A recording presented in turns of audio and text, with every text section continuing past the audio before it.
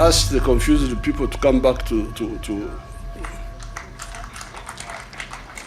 sanity, because what they are planning, what they wanted to do, we already know, and we have already demobilized. The election ended, and Uganda felt different almost immediately. Not because of who won, that part was expected, but because of what followed. Bobi Wine disappeared from public view within hours. His home was surrounded by security forces, and dozens of opposition members were quietly detained across Kampala. Instead of court filings and legal challenges, the country watched military movement become the main political language.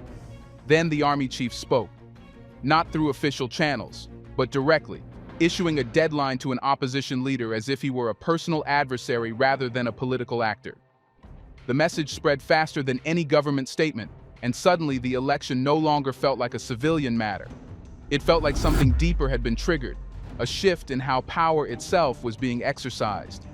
And the unsettling question was no longer who won the vote, but who was now deciding what Uganda's future would look like. So, where is Bobi Wine now? And what are they going to do to him? Let's find out.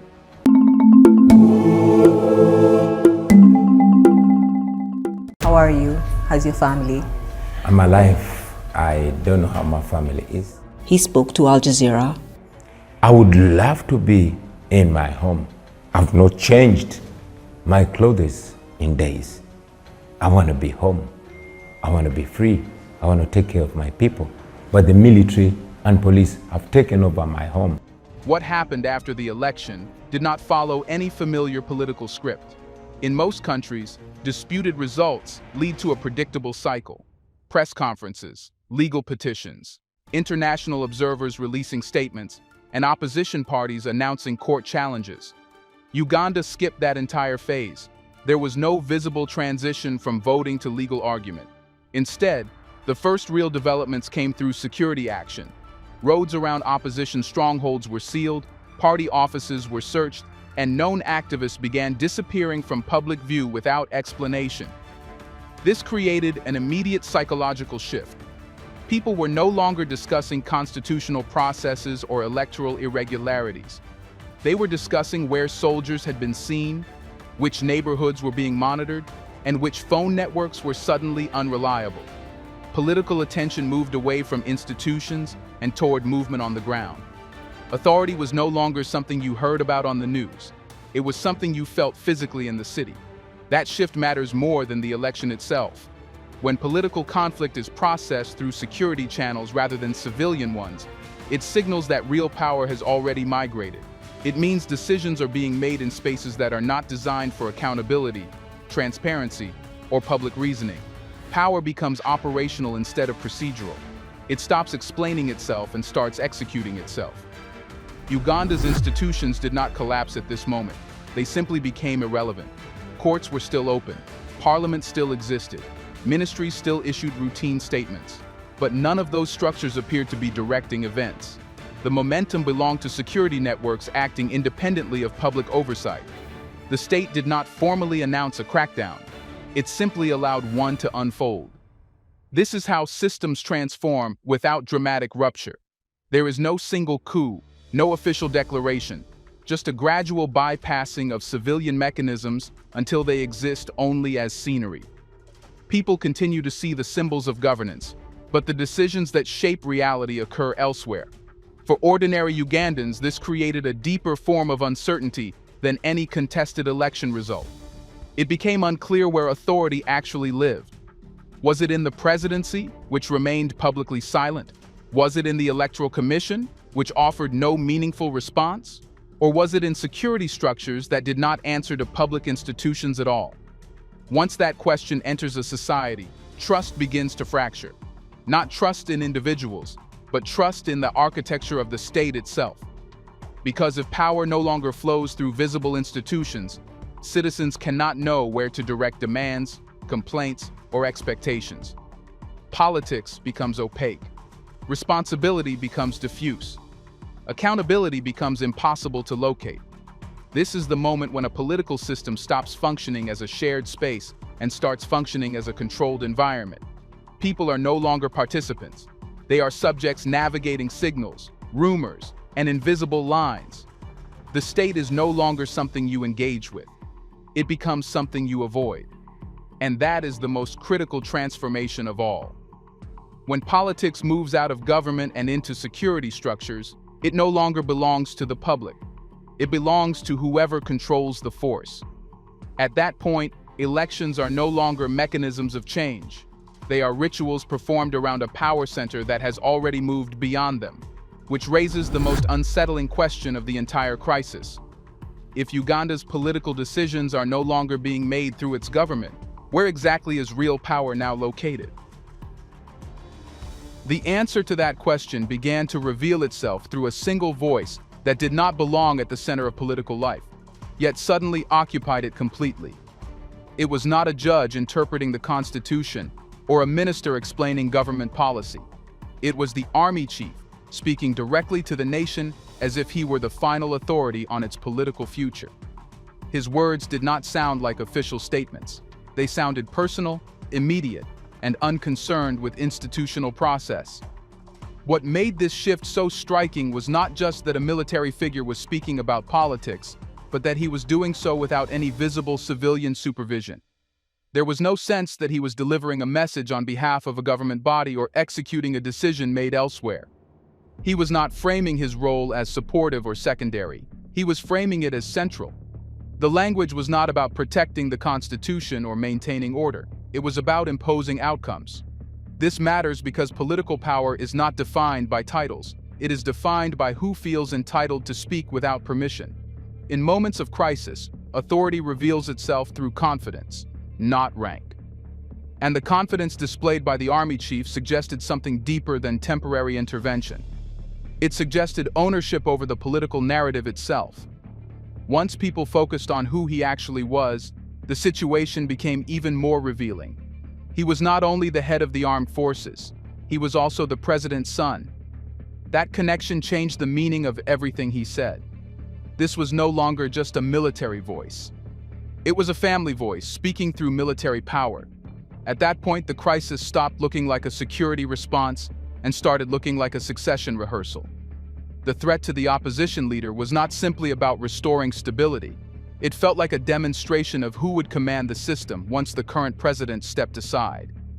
Power was being shown, not justified. Authority was being tested, not debated. This is how dynastic systems operate in the modern world. They do not announce themselves. They normalize themselves. They allow the heir to speak publicly, act decisively, and occupy political space long before any formal transition occurs. By the time succession becomes official, the population has already internalized the new center of gravity. Uganda appeared to be entering that phase quietly. The army chief was no longer just managing security. He was shaping political meaning. His statements did not require endorsement because they already functioned as reality. Events moved in response to his words, not the other way around. And that is the clearest signal of where power truly lives. It is not where laws are written. It is not where constitutions are interpreted. It is where actions originate and consequences are enforced. Uganda's election crisis did not expose instability. It exposed hierarchy. It revealed that political authority had become concentrated not inside institutions, but inside relationships, personal, familial, and military. Which leads to a deeper and more dangerous question than any election result ever could. If leadership is now being shaped through inheritance rather than consent, what space is left for citizens in their own political future? The reason Bobi Wine became such a central figure in this moment had little to do with ideology or policy. He did not rise by offering a new economic blueprint or a radically different foreign strategy. His real impact came from something far more destabilizing to entrenched systems.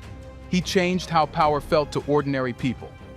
For the first time in years, leadership did not appear distant, ceremonial, or wrapped in military symbolism. It appeared familiar, cultural, and emotionally accessible. Bobi Wine came from spaces that the state does not control: music, informal networks, youth culture, urban frustration. These are environments where legitimacy is not granted through institutions, but earned through resonance. His influence grew not because he defeated the ruling structure, but because he made it psychologically unnecessary. People did not wait for permission to believe in him. They recognized themselves in him. This is deeply threatening to systems built on hierarchical authority. Traditional political power relies on distance. Leaders must appear elevated, untouchable, and embedded in formal structures. Bobi Wine collapsed that distance. He spoke the same language as his supporters, shared their cultural references, and existed in the same digital spaces they occupied. He did not look like a power, and that made him powerful. The danger he posed was not that he might immediately take office. It was he introduced a new model of leadership that did not depend on control. It depended on identification. Once people experienced leadership as something relatable rather than imposed, the old system lost its emotional monopoly. This explains the intensity of the response. Bobi Wine did not threaten the state with violence, and he did not threaten it with institutional takeover. He threatened it with imagination. He made millions of people realize that leadership could exist without uniforms, titles, or historical justification. That realization cannot be arrested or censored. It spread socially, not politically. What terrified the system was not Bobi Wine himself, but what he represented. A future where authority is negotiated rather than inherited, where legitimacy comes from recognition rather than fear, and where political relevance must be earned continuously rather than preserved indefinitely. Once that idea enters a society, every permanent leader becomes fragile. Not because they lose power, but because they lose inevitability. Their rule begins to feel temporary, even if it continues. Their authority feels contingent, even if it remains enforced. This is why suppression escalates most when opposition is inspirational rather than militant. Violence can be framed as criminal. Protest can be framed as disorder. But inspiration has no legal category. It cannot be discredited without attacking the population itself. And that is the trap Uganda's system found itself in. It could not defeat Bobi Wine through argument because he was not arguing. He was embodying an alternative future. The only way to neutralize that was to remove him physically and symbolically, which brings us to the real psychological rupture underlying this crisis. What happens to a political system when people no longer feel that authority is necessary for leadership to exist? Let's pause for a second to say big thank you to the Black Culture Diary community, where Black voices, stories, and legacies are preserved and amplified. By becoming a member, you're not just supporting the channel, you're becoming part of a powerful cultural movement. Let's continue. The deeper panic inside Uganda's political structure was not about Bobi Wine winning or losing. It was about something far more uncomfortable. The realization that the system itself no longer felt young, relevant, or emotionally connected to the people it governed. For decades, legitimacy had been maintained through history, liberation narratives, stability after conflict, and the idea that long rule equaled experience. But those stories resonate less with a generation that did not live through the wars that created them. Most Ugandans today were born long after 1986. They did not experience the chaos that justified permanent leadership. Their reference points are unemployment, digital culture, rising costs of living, and global comparison. They measure their country not against its past, but against what they see in real time across Africa and the world. For them, permanence does not feel like security. It feels like stagnation. This is the moment every long-standing system eventually faces. Not external opposition, but internal obsolescence. The language, symbols, and structures that once generated loyalty begin to feel disconnected from everyday life. Leaders still command institutions, but no longer command imagination. And once imagination shifts, legitimacy becomes a technical issue rather than an emotional one. Uganda's leadership appeared to recognize this too late. Instead of reinventing itself, it hardened. Instead of adapting to youth culture, it relied more heavily on security. Instead of renewing narratives, it enforced silence. The system did not collapse. It tightened. This is how political aging manifests, not as visible decay, but as loss of emotional ownership. Citizens stop seeing the state as ours and start seeing it as theirs. The government becomes something external rather than collective. Authority still exists, but it no longer feels representative. That shift is subtle, but irreversible. Because once people emotionally detach from a system, persuasion no longer works. Public speeches feel empty. Elections feel symbolic. Promises feel recycled. The only remaining tool becomes control, and control can maintain order, but it cannot generate belief. Uganda's response to this realization was not to open political space, but to restrict it. Power became faster, quieter, and more centralized. Decisions were made with less explanation and more enforcement.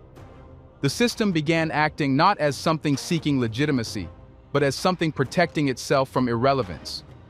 This is the critical transformation. When a state moves from trying to be loved to trying to be obeyed, it signals that it no longer expects emotional loyalty. It only expects compliance. And compliance, unlike loyalty, does not reproduce itself. It must be continuously maintained through pressure, which leads to the underlying instability beneath the surface calm. If a political system survives only through enforcement rather than belief, how long can it remain stable once fear stops working? Here's a reminder to please like and share the video and subscribe to our channel to watch more videos on Black culture, history, civilization, and identity. Let's continue now. Young people begin by emotionally withdrawing. They stop seeing politics as a space where their lives can realistically improve. Elections feel repetitive, leaders feel permanent, and promises feel disconnected from daily reality. Over time, this emotional distance turns into practical behavior. Voting becomes optional. Civic participation feels pointless. The state becomes background noise rather than a source of meaning. Then the economic shift follows. Talent starts looking outward. Students plan careers that do not depend on national systems. Entrepreneurs build platforms aimed at global markets rather than local institutions. Creative energy moves into digital spaces that exist beyond state reach. The country still exists physically, but the future being imagined by its youth is no longer anchored to it. This is not rebellion, it is abandonment. And abandonment is far more destabilizing than resistance. A system can fight opposition, it cannot fight irrelevance. No law can force belief. No policy can manufacture emotional investment. Once people stop seeing the state as something they belong to, power becomes purely mechanical. Uganda's political structure still commands territory, security forces, and institutions. But those assets only matter if the population sees them as legitimate. Without that emotional contract, authority turns hollow. It continues to function, but it no longer inspires loyalty or long-term commitment. The tragedy is that this process is almost invisible to those in power. From the top, everything still appears stable. Streets are calm, elections are held, institutions operate. But underneath, the social fabric is thinning. The connection between citizens and governance weakens quietly, year by year, until the system governs a population that no longer feels represented by it. This is how political systems decay without collapsing. They survive structurally but die psychologically. They exist, but they no longer shape identity, ambition, or collective imagination. The nation becomes something people are born into, not something they actively participate in. And once that happens, even force loses its effectiveness.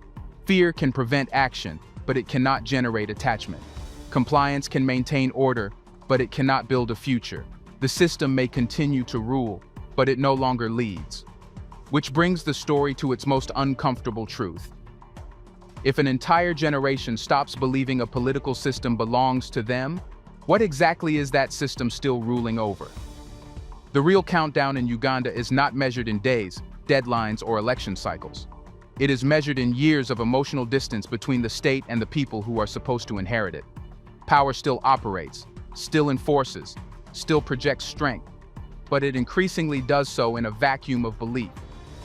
And belief is the only thing that makes authority sustainable beyond fear. This is the phase most political systems misunderstand. They assume that as long as control remains intact, stability is guaranteed. But stability built purely on force is temporary by nature. It requires constant energy, constant surveillance, and constant pressure.